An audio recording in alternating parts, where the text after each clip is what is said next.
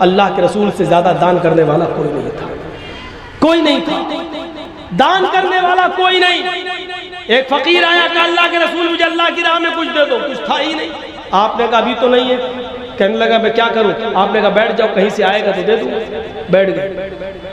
تھوڑی دیر میں دوسرا آ گیا، دینے تو آیا نہیں، مانگنے آ گیا، اللہ کے نام پہ مجھے بھی کچھ دے دو۔ آپ نے کہا تو بھی بیٹھ جا۔ تھوڑی دیر میں تیسرا آ گیا، اللہ کے رسول مجھے بھی اللہ کے نام پہ ہے کچھ نہیں۔ آپ نے کہا اچھا تو بھی بیٹھ جا۔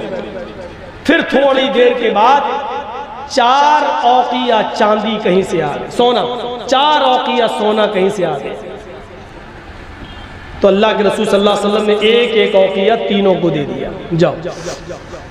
اب ایک بچ گیا، آپ نے اپنے پاس رکھ لیا یہ سوچ کر ابھی شام دور ہے، ہو سکتا کوئی ضرورت مند آ جائے تو یہ اس کو دے دوں گا، کیونکہ صدقے کا مال ہے۔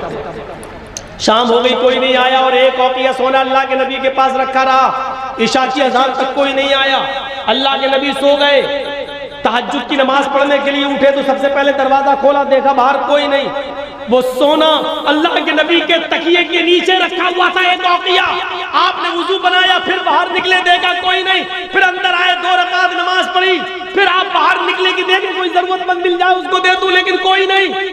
پھر آپ نے 2 رکعت نماز پڑھی، پھر باہر نکلے کوئی ضرورت مند دکھ جائے اس کو دے دوں، لیکن کوئی نہیں۔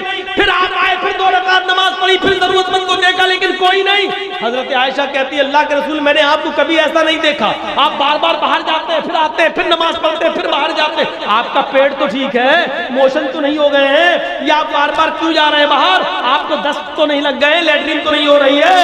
اللہ کے نبی کہتے نہیں عائشہ سو جاؤ، تم سو جاؤ۔ فرمایا میں کیسے سو جاؤں؟ میرا سرتاج میرا شوہر پریشان ہو، بار بار گھر سے نکلتا ہو، بستر پہ آتا ہو، کمرے میں آ کے نماز پڑھ کے پھر باہر جاتا ہو، پھر بے چین ہو اور بار بار باہر نکل رہا اور میں سو جاؤں؟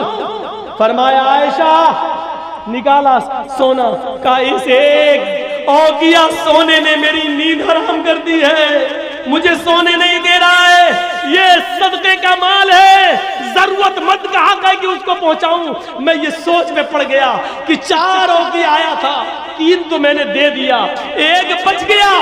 اگر آج کی رات میرا انتقال ہو گیا اور 1 اوقیہ سونا میرے پاس رکھا رہا تو میں کل اللہ تعالیٰ کو کیا جواب دوں گا، اس کو کیا منہ دکھاؤں گا؟